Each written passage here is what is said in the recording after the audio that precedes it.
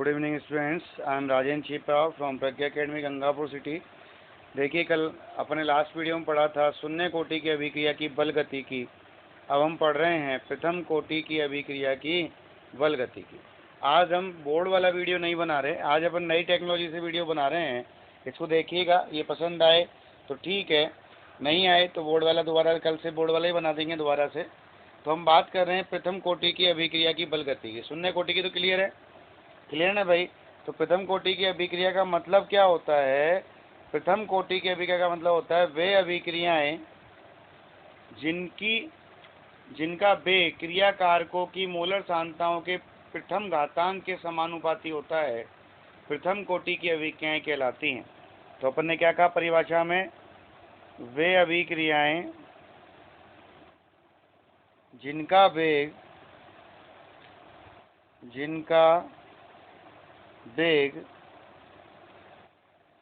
क्रिया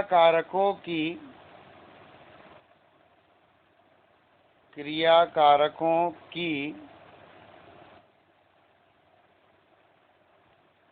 मोलर सांद्रताओं के प्रथम घातांक के समानुपाती होता है, घातांक के समानुपाती होता है, क्या कहलाती है? आपके प्रथम कोटि की अभिक्रिया कहलाती है। कोटि की अभिक्रिया कहलाती है। तो प्रथम कोटि की अभिक्रिया का मतलब क्या है?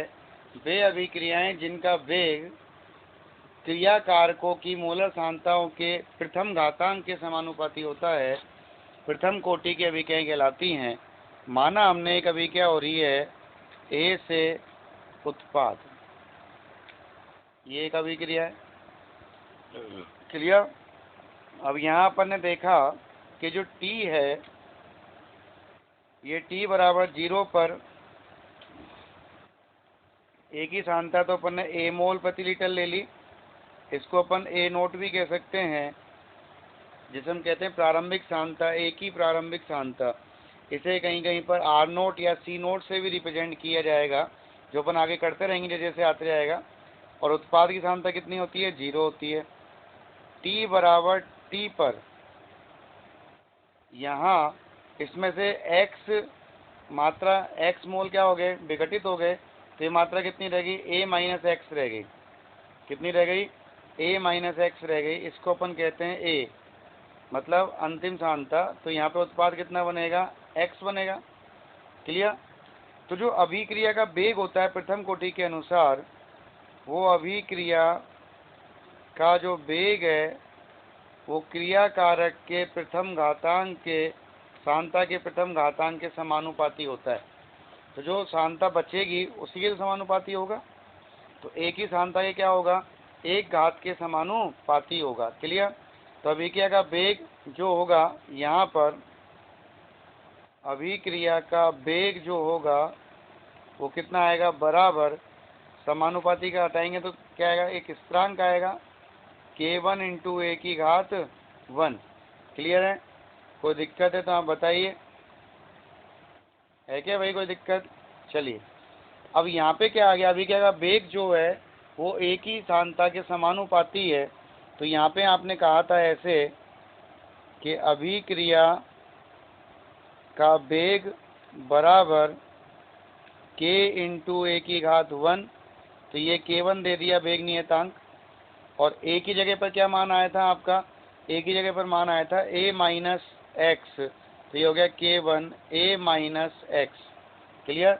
तो वेग को हम जनरली रिप्रेजेंट करते हैं dx बाई dt से, क्लियर।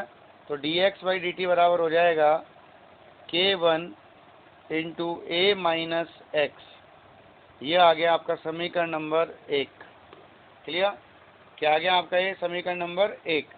अब ये कौन सा समीकरण कहलाता है? ये कहलाएगा अवकल वेग समीकरण। तो आपने यहाँ कह दिया कि सर समीकरण 1 अवकल वेग समीकरण है। किसके लिए? प्रथम कोटि की अभिक्रिया के लिए।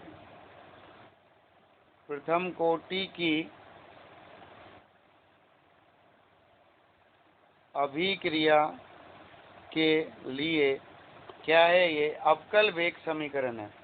अब अवकल वेग समीकरण, तो यहाँ पे क्या करें, x वाले को और x वाले को एक साइड ले जाए, तो यहाँ पे क्या आ गया, dx by a minus x बराबर k1 into D T. Clear? इसको आपने समीकरण 2 दे दिया। अब इस समीकरण 2 का कर दीजिए आप समाकलन। क्या कर दीजिए? समीकरण 2 का समाकलन कर दीजिए। तो अपन ने कहा सर यहाँ पर कि समीकरण 2 का समाकलन करने पर इसमें ये है कि मेरी शक्ल नहीं दिखेगी आपको, बाकी समझा तो मैं वही रहा हूँ। तो समाकलन करेंगे समीकरण 2 का, तो क्या आएगा यहाँ पे, dx by a minus x बराबर k1 और dt। क्लियर? तो ये क्या है, dx अपॉन x जैसा फॉर्म है, तो dx अपॉन x का समाकलन क्या होता है, log x होता है। क्लियर? तो यहाँ पर आप देखिएगा क्या आएगा, जैसे अपन बात करें तो यहाँ समाकलन आएगा इसका log x, x में क्या है, a माइनस एक्स है, और जब माइनस एक्स का अवकलन करेंगे तो कितना आएगा, -1 आता है। क्लियर? बराबर आएगा k1 इंटू टी, और समाकलन बिना किसी सीमाओं के है, तो यहाँ पे क्या आएगा, एक स्थिरांक आएगा c, जैसे हम कहते हैं समाकलन स्थिरांक। तो यहाँ हमने कह दिया कि यहाँ c जो है वो समाकलन स्थिरांक है। क्या है? c समाकलन स्थिरांक है। क्लियर? और जब c समाकलन स्थिरांक है तो इसका मान निकालेंगे अपन कहाँ पर, t बराबर 0 पर जाकर। तो आप यहाँ देखिएगा t बराबर 0 पर x का मान कितना है, x बराबर 0 है। क्लियर? और t बराबर 0 पर जब x बराबर 0 है तो यहाँ पे अपन कहेंगे क्या कि चूंकि t बराबर 0 पर x बराबर 0 है और x बराबर 0 है, तो समीकरण 3 में t का और x का मान रख दीजिए।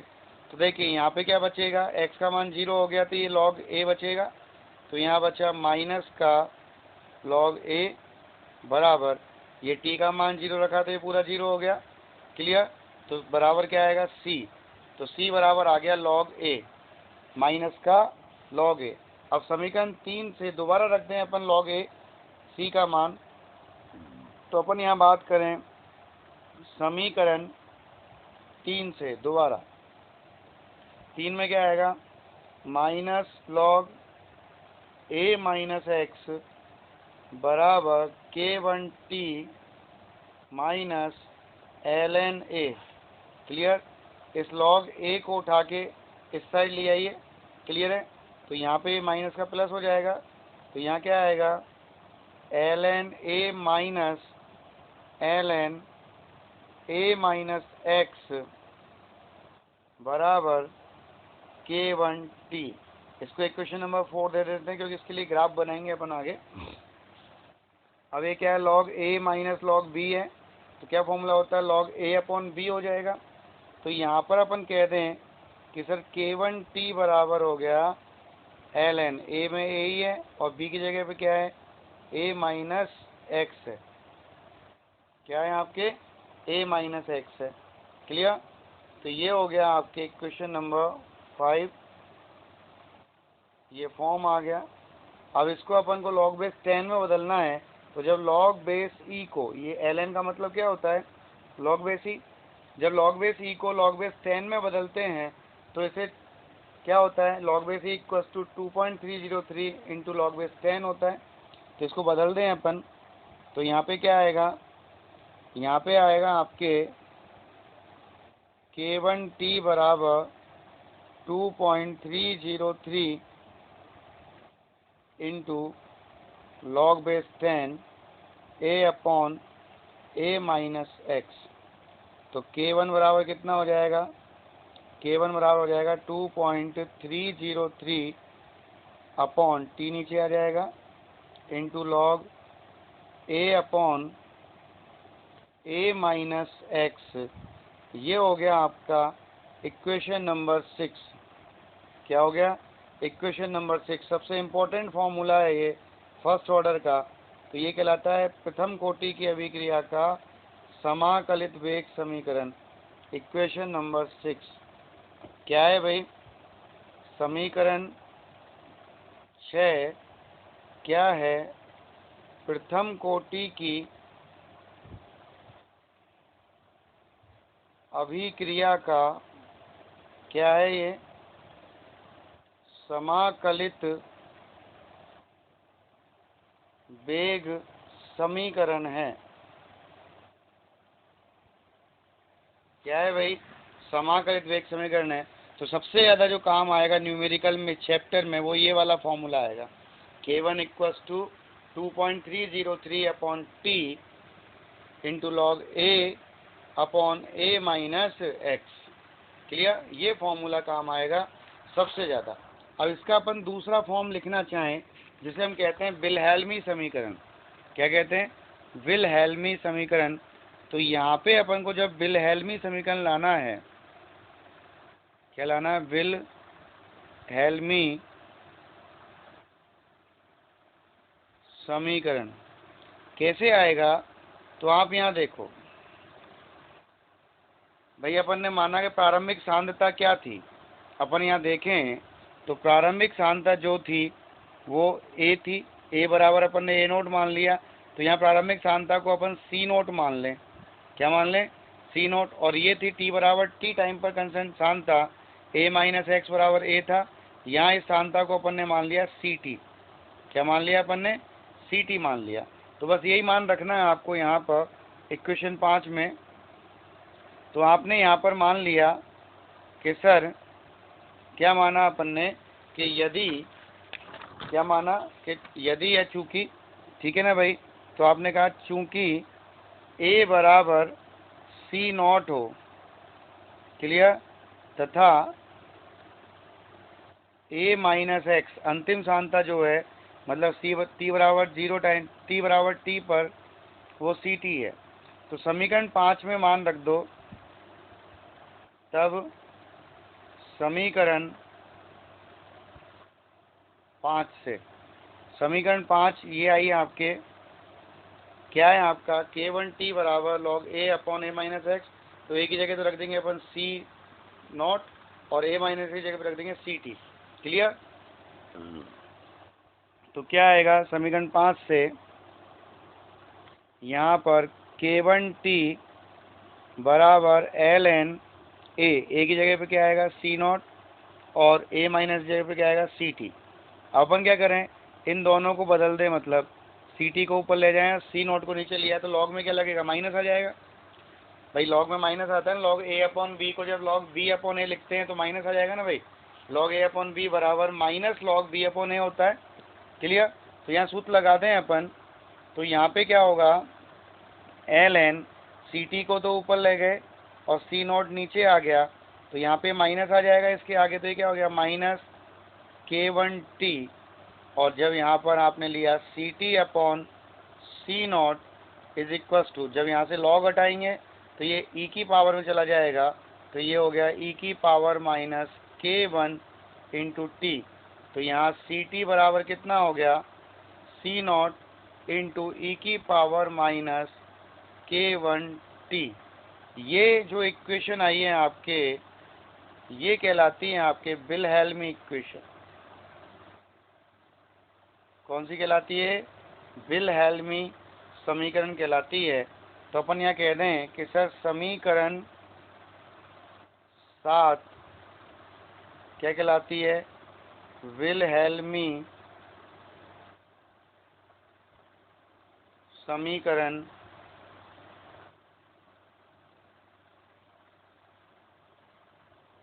कहलाती है। क्लियर? क्या कहलाती है समीकरण 7? विल्हेल्मी समीकरण कहलाती है। कोई कन्फ्यूजन है तो आप बताइए। क्लियर? तो ये हो गया विल्हेल्मी समीकरण, ये वाली। ठीक है, ये डायरेक्ट पूछता है। अब यहाँ पे आप सी टी की जगह पर ए रख दोगे और सी नोट की जगह पर ए नोट भी रख सकते हो, लेकिन विल्हेल्मी में वो सी से रिप्रेजेंट करता है सांता को। क्लियर है? चलिए अब हम बात करें प्रथम कोटि की अभिक्रिया के अभिलक्षण। किसकी बात करें? प्रथम कोटि की अभिक्रिया के अभिलक्षण। क्लियर? तो यहाँ पे अपन बात करेंगे किसकी? प्रथम कोटि की अभिक्रिया के अभिलक्षण। तो अभिलक्षणिक गुण कौन कौन से हैं वो देखेंगे अपन। तो पहला ले लिया अपन ने, यहाँ पर सबसे पहले लेंगे अपन वेग नियतांक की इकाई। तो यहाँ पे क्या आएगा? वेग नियतांक की इकाई। ओके, तो यहाँ पे वेग नियतांक कौन है? k1। तो k1 की इकाई क्या आएगी वो देखिएगा।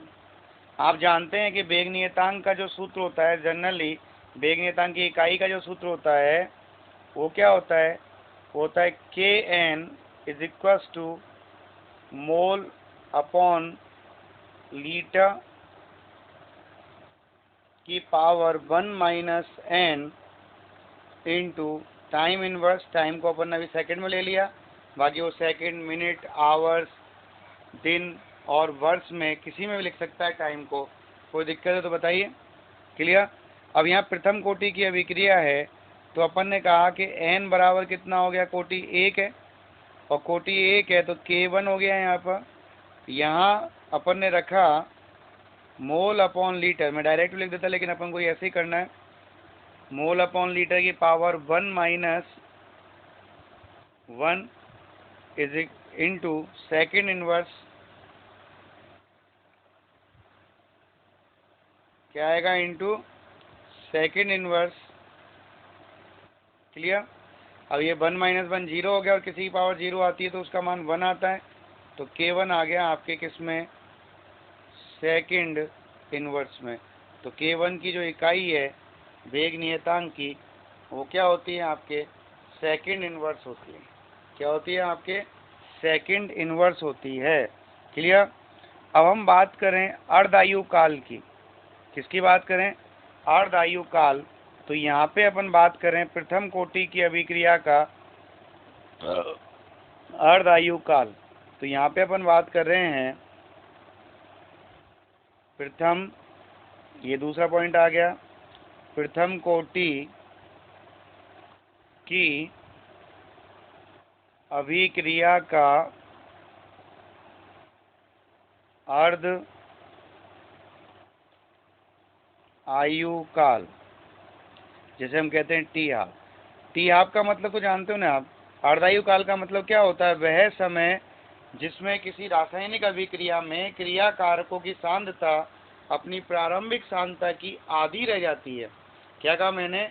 वह समय जिसमें किसी रासायनिक अभिक्रिया में क्रिया कारकों की सांद्रता अपनी प्रारंभिक सांद्रता की आधी रह जाती है, तो क्या कहलाता है? आपके अर्धायु काल कहलाता है। क्लियर? क्या कहलाता है वो? अर्धायु काल। तो अपन यहाँ बात करें अर्धायु काल की, तो अपन ने यहाँ कह दिया कि सर t बराबर टी हाफ मान लिया। तो अर्धायु काल पर क्या होता है? पर x बराबर क्या होगा? प्रारंभिक सांद्रता का आधा। प्रारंभिक सांद्रता क्या है आपकी? a है, a का आधा हो गया a/2। तो अपन आ जाए अब समीकरण कितने में? जो आपके समीकरण आई थी कौन सी वाली? k बराबर 2.303 into log a upon a minus x. कौन सी समीकरण आई थी? समीकरण नंबर 6 आई थी, ये वाली। क्लियर है? ये वाली आई थी समीकरण 6। तो यहाँ समीकरण 6 में मान रख दें अपन सारे ही। तो अपन यहाँ पे बात करें कितने से? समीकरण 6 से। ठीक है ना भाई? और समीकरण 6 नहीं कहो तो आप कह सकते हो प्रथम कोटि की अभिक्रिया के लिए समाकलित वेग समीकरण से। तो समाकलित वेग समीकरण में क्या था, k1 बराबर था 2.303 upon t into log a upon a minus x. अब यहाँ पर a x की वैल्यू रख देंगे एक और एक t की वैल्यू रख देंगे। क्या दे रखा है, t बराबर t हाफ दे रखा है और x बराबर a/2 दे रखा है। तो यहाँ पे आप देखिएगा k1 बराबर कितना आ गया, 2.303 अपॉन टी, टी की जगह क्या आ गया, T half into log a upon a minus x, x की जगह क्या आ जाएगा, a/2। अब इस a में से a/2 घटेगा तो a/2 बचेगा। तो k यहाँ पे अपन टी हाफ को इधर ले जाए तो इधर क्या आ गया, 2.303 अपॉन k1 इंटू लॉग, ऊपर a बचा नीचे बचेगा a/2, ये 2 ऊपर चला जाएगा, a से a कैंसिल हो गया, ऊपर क्या बचा, log 2 बचा। क्या बचा भाई, ऊपर log 2 बचा। तो यहाँ पे क्या आएगा, t हाफ बराबर 2.303 अपॉन k1 इंटू log 2। अब log 2 का मान रख दीजिए, कितना होता है, 0.3010 होता है। तो यहाँ पे रख दिया अपन ने मान 2.303 अपॉन k1 इंटू लॉग 2 का मान हो गया 0.3010। इसको और इसको जब गुना करेंगे अपन तो इसका मान फिक्स है, कितना आएगा, 0.693 अपॉन k1 आएगा। तो ये हो गया प्रथम कोटि की अभिक्रिया के लिए अर्धायु काल।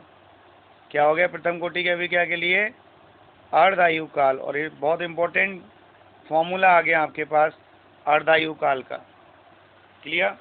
अब इस अर्धायु काल में देखिए कहीं पर ए यूज आ रहा है क्या भाई मतलब क्रिया कारकों की प्रारंभिक सांद्रता यहाँ पर प्रयुक्त हो रही है क्या, नहीं हो रही।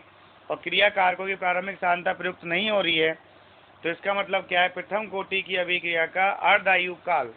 क्या कहा मैंने, प्रथम कोटि की अभिक्रिया का अर्धायु काल क्रिया कारकों की प्रारंभिक सांद्रता पर निर्भर नहीं करता। तो आप लिख सकते हैं यहाँ पर, अतः प्रथम कोटि की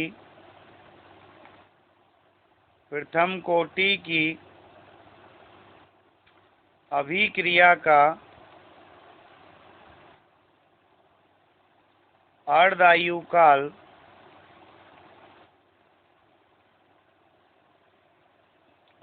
क्रिया कारकों की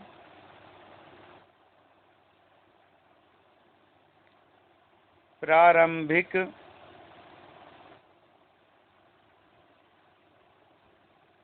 सांद्रता पर निर्भर नहीं करता।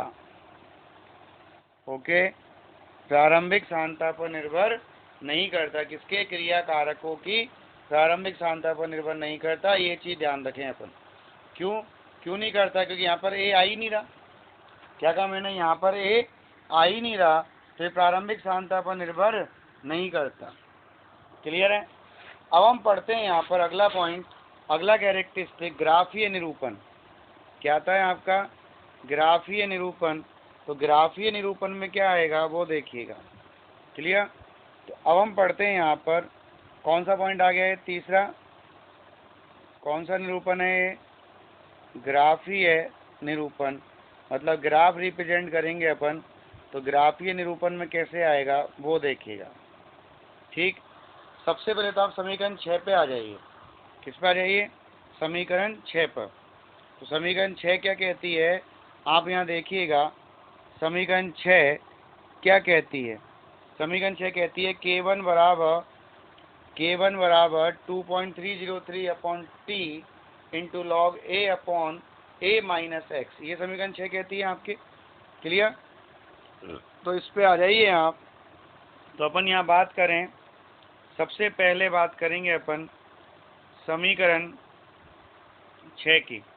तो अपन ने यहाँ पे कहा समीकरण 6 से, समीकरण 6 क्या है, k1 बराबर 2.303 upon t into log a upon a minus x. Okay, तो यदि आप यहाँ पर log A upon a minus x निकालें तो log A upon a minus x, ये टी इधर चला जाएगा और ये 2.303 नीचे आ जाएगा। कितना बन गया ये? K1T upon 2.303। ये समीकरण होगी कौन सी वाली आपके, कौन सी वाली हो गई भाई? बाई बराबर, ये बाई मान लिया और ये mx मान लिया। इसमें c का मान 0 है और c का मान 0 है मतलब कोई अंतःखंड नहीं है, तो ये एक सीधी रेखा का समीकरण है, वो भी बिना अंतःखंड का। और बिना अंतःखंड का है तो ये रेखा कहाँ से जाएगी? आपके मूल बिंदु से जाएगी। तो इसका ग्राफ बना दें अपन, क्लियर? तो इसका ग्राफ बनाएंगे अपन, तो यहाँ पे अपन ने एक्स एक्सिस, बाई एक्सिस पे तो लेंगे क्या? log A upon a minus x, और एक्स एक्सिस पे लेंगे अपन टी। क्लियर? तो यहाँ पर एक सीधी रेखा आएगी जो कहाँ से जा रही है? ओरिजिन से जा रही है, मूल बिंदु से जा रही है। क्लियर? तो जो इसका ढाल आएगा वो ढाल कितना आएगा? एम कितना है? K1 अपॉन 2.303 है। तो यहाँ पर जो ढाल आ गया, इसका स्लोप आ गया, वो आया K1 अपॉन 2.303। पहले बोलिए ग्राफ आया कि नहीं आया? किस किस में ग्राफ था ये? log A upon a minus x and T के बिटवीन ग्राफ था। क्लियर? अब अपन दोबारा आते हैं समीकरण 6 से। किससे आते हैं अपन? इक्वेशन 6 से आते हैं, समीकरण 6 से दोबारा आते हैं, तो वो देखिएगा। क्लियर? तो अपन अब यहाँ देखें, दोबारा से अपन बात करें समीकरण 6 से, तो समीकरण 6 को मैं ऐसे लिख सकता हूँ भाई, जो यहाँ पर इक्वेशन 6 आई थी, ये क्या आई थी? log ये आया था। अब इस log को खोल दूँ ना मैं भाई, और log को खोल दूँ, या इस वाली समीकरण को मैं लिख दूँ log ए माइनस एक्स। क्लियर? तो यहाँ पर अपन लिख दें ऐसे इसको कि भाई दोबारा से अपन ने बात करें समीकरण 6 से, क्या आएगा? log को खोल दिया तो यहाँ log ए आया माइनस log ए माइनस एक्स आया, और इधर बराबर में क्या बच गया? K1T अपॉन 2.303 बच गया। क्लियर? अब इस log ए माइनस एक्स को तो इधर लिया हूँ, और K1T इंटू 2.303 को इधर लिया हूँ। क्लियर? अपॉन 2.303 को। तो यहाँ पर देखिएगा ये कितना बचा? log ए माइनस एक्स बराबर, इधर क्या बचेगा आपके? log ए और माइनस K1T अपॉन 2.303।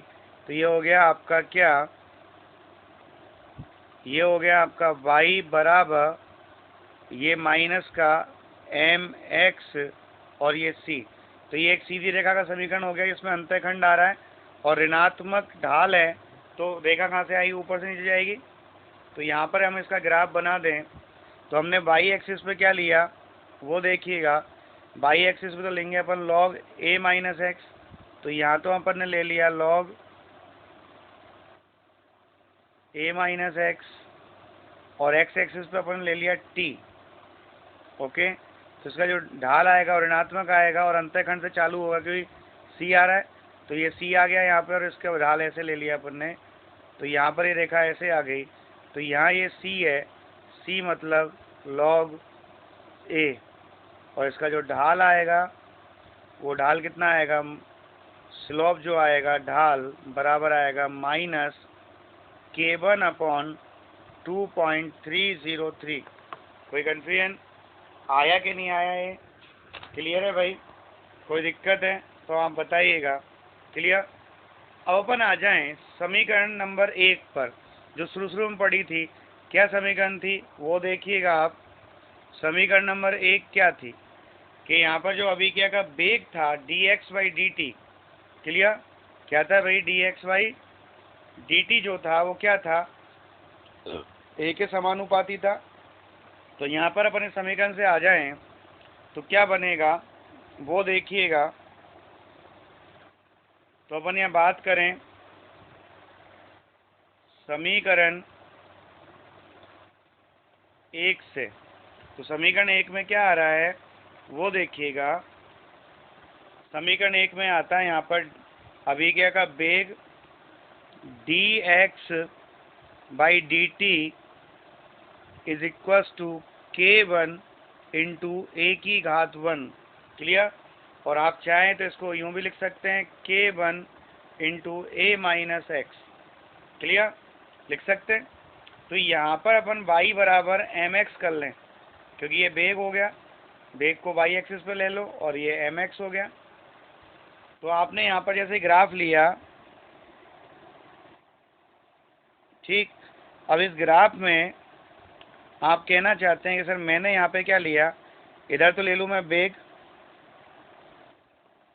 आप वेग लिख दें या dx/dt लिख लें, ठीक है। और यहाँ पे लिख लें सांद्रता, वो भी किसकी, a की। तो सांद्रता लिख दी। आप यहाँ पे सांद्रता की जगह कैपिटल A भी लिख सकते हैं या a माइनस एक्स भी लिख सकते हैं, एक ही ग्राफ आएगा।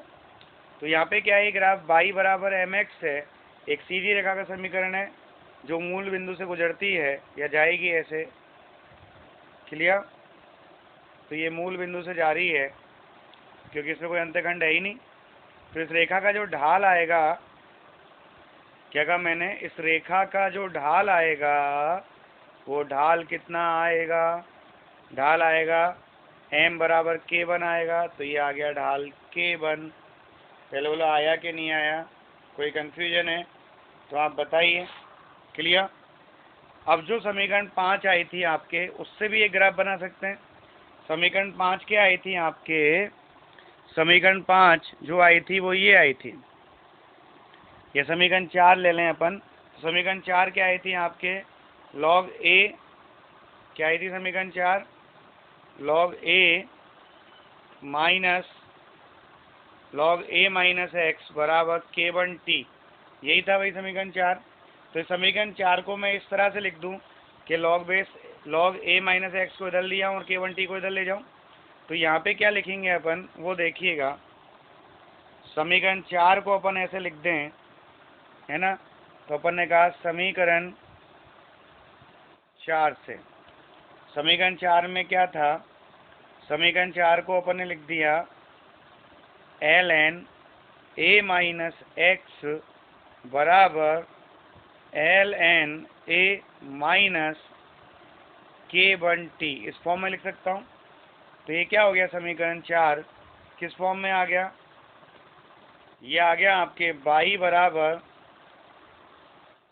माइनस mx प्लस सी। तो यहाँ इसके लिए जब मैं ग्राफ ड्रॉ करूँगा तो यहाँ ग्राफ में क्या आएगा, जो y एक्सिस है उसमें तो क्या आएगा, log a माइनस एक्स आएगा। तो इस पर ले लिया ln a माइनस एक्स, और x एक्सिस पर क्या आएगा, x बराबर यहाँ t है तो t आएगा। अब देखें इसका जो ढाल है वो ऋणात्मक है, ऋणात्मक है मतलब ये ऊपर से आएगा ऐसे। क्लियर। तो ये जो इसका स्लोप है, ये इसका सॉरी स्लोप नहीं है, ये इसका अंतःखंड है। क्या है इसका, अंतःखंड है। तो ये हो गया अंतःखंड C मतलब C बराबर ln a। और यहाँ पर अगर अपन इसका ढाल निकालना चाहें स्लोप, तो स्लोप कितना आएगा इसका जो ढाल आएगा वो ढाल आएगा माइनस का k1। कितना आएगा ढाल, माइनस का k1। अब बोलिए पहले ग्राफी निरूपण आया कि नहीं आया, कोई दिक्कत है। अब हम बात करें प्रथम कोटि की अभिक्रियाओं के उदाहरण, किसकी बात करें, प्रथम कोटि की अभिक्रियाओं के उदाहरण की। क्लियर। तो अपन बात कर रहे हैं यहाँ पर प्रथम कोटि की अभिक्रिया के उदाहरण, ये ऐसे ही याद करने डायरेक्ट ही। क्लियर। तो यहाँ पर देखिएगा प्रथम कोटि की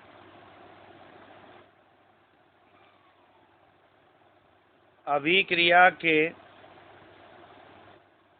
उदाहरण क्या आते हैं, उदाहरण वो देखिएगा क्लियर। पहला उदाहरण है आपके, जैसे अपन फर्स्ट की बात करें तो पहला उदाहरण है एस्टर का अम्लीय जल अपघटन। ये कहलाती है छदम प्रथम कोटि। कोटि तो एक ही है, लेकिन क्या नाम है? छदम प्रथम कोटि। तो यहाँ पे अभी क्या क्या आएगी वो देखिएगा। अभी क्या आती है आपके CH3 एस्टर ले लिया, COO C2H5 और प्लस H2O। यहाँ अपन बात करें अम्लीय माध्यम में H प्लस आ गया, तो क्या बनेगा यहाँ CH3 COOH प्लस C2H5 और OH। क्लियर। तो इस अभिक्रिया का जो वेग होता है वो वेग केवल और केवल किस पर डिपेंड करता है? एस्टर पर। ये एस्टर है, एथिल एस्टर। तो यहाँ पर वेग जो आएगा वो आएगा K1 into CH3 COO C2H5। ये जल पर निर्भर नहीं करता। तो इसकी जो कोटि हो गई वो कितनी कहलाएगी? वेग नियम में एक ही आ रहा है तो कोटि एक कहलाएगी। तो एक एग्जाम्पल तो ये हो गया। क्लियर। दूसरा आता है आपके शर्करा का प्रतीपन। ये अपन ने पहले पढ़ लिया। सेकंड क्या आएगा? शर्करा का प्रतीपन। ये अपन ने छदम कोटि की अभिक्रिया में पढ़ा है। तो शर्करा का प्रतीपन में क्या होता है कि यहाँ शर्करा ले ली, C12H22O11 प्लस H2O, इसका जलापटन कराया अम्लीय माध्यम में, तो यहाँ बनेगा C6H12O6 प्लस C6H12O6। एक ग्लूकोज है और एक फ्रक्टोज है। तो यहाँ जो वेग होगा ना वो वेग आएगा K1 किस पर डिपेंड करेगा? शर्करा पर। तो C12H22O11। क्लियर। तो यहाँ कोटि कितनी है इसकी? ओनली 1। कितनी है कोटि? ओनली 1। क्लियर। अब अपन यहाँ बात करें और है ना तीसरा एग्जाम्पल की बात करें तो तीसरे एग्जाम्पल में आ जाएगा आपके रेडियो एक्टिवता वाला। तो यहाँ अपन बात करें तीसरा एग्जाम्पल, तो यहाँ पर तीसरे एग्जाम्पल में क्या आएगा? सभी रेडियो एक्टिव विघटन। कौन से विघटन आएंगे? सभी रेडियो एक्टिव विघटन मतलब सभी नाभिकीय अभिक्रियाएं। सभी नाभिकीय अभिक्रियाएं जो होती हैं वो प्रथम कोटि की अभिक्रियाएं होती हैं। कौन सी होती हैं भाई? प्रथम कोटि की। जैसे आपने लिया, कोई भी ले लिया, मान लो यहाँ पे आपने ले लिया 92 यूरेनियम 235 प्लस 0N1 बराबर क्या आएगा यहाँ पर? 36 क्रिप्टॉन 92 प्लस 56 बेरियम 141 और प्लस 30N1। तो इसकी कोटि कितनी है अभिक्रिया की? कोटि एक है। कौन सी कोटि है इसकी अभिक्रिया की? एक है, मतलब प्रथम कोटि की अभिक्रिया है। क्लियर। और एग्जाम्पल अपन लेना चाहें तो और एग्जाम्पलों के अपन के नाम नहीं लिखना, डायरेक्ट ही याद कर लेना आप। और एग्जाम्पल लिखना चाहें तो जैसे एक एग्जाम्पल हो गया N2O5 का विघटन, तो 2N2O5 बराबर, ये 5 है ना भाई, ये 5 है, 6 नहीं है। तो 2N2O5 बराबर हो गया 2N2O4 और प्लस O2। तो यहाँ जो वेग आएगा वो वेग आएगा K1 इंटू N2O5। क्लियर। फिर यहाँ पे अपन बात करें और एग्जाम्पल, पांचवा एग्जाम्पल ले लिया अपन ने H2O2 का विघटन, तो 2H2O2 बराबर 2H2O प्लस O2। तो यहाँ जो वेग होगा वो कितना होगा? K1 कितना होगा वेग? K1 और किस पर डिपेंड करेगा? केवल H2O2 के घातांक पर डिपेंड करेगा। तो कोटि कितनी हो गई इसकी? 1 हो गई। कितनी हो गई कोटि? 1 हो गई। तो अपन यहाँ बात करें कोटि 1 हो गई। फिर आपने एस्टर का अम्लीय जल अपघटन ले लिया, शर्करा का ले लिया। पांचवा ले लें अपन अमोनियम नाइट्राइड का तापीय विघटन। तो यहाँ पे आपने अमोनियम नाइट्राइड ले लिया, NH4NO2। क्या है ये? Ammonium nitride. इसका तापीय अपघटन कर दीजिए आप। तो ताप दिया इसको तो क्या बनेगा? N2+2H2O। क्लियर? फिर छठा आप ले लें, है ना, आपने ये ले लिया सभी रेडियो एक्टिव अभिक्रियाओं का विघटन, रेडियो एक्टिव विघटन ले लिया आपने। एथीन का हाइड्रोजनीकरण ले लीजिए। तो एथीन का हाइड्रोजनीकरण में क्या होगा? ये एथीन पर हाइड्रोजन का योग होगा और क्या बनेगा? यहाँ C2H6 बनेगा। तो यहाँ जो अभी का एक कोटि है वो कोटि कितनी आएगी? 1 आएगी। ऊपर वाली अभिक्रिया में भी कोटि कितनी आई? 1 आई। तो ये कहलाती है प्रथम कोटि की अभिक्रियाएं। और अगला एग्जाम्पल ले लें, जैसे एजो आइसोप्रोपेन का ऊष्मीय अपघटन। ये आपके बोर्ड की अभिक्रिया है। कौन सी है? एजो आइसोप्रोपेन का ऊष्मीय अपघटन। क्लियर? ऊष्मीय अपघटन लेंगे आप तो क्या आएगा वो देखिएगा। एजो आइसोप्रोपेन क्या होता है आपका? CH3 का होल ट्वाइस CH और N डबल बॉन्ड N, इधर भी आइसोप्रोपिल ग्रुप लगेगा CH3 का होल ट्वाइस। इसका अपघटन कराना है, गरम कर दिया, क्या बनेगा?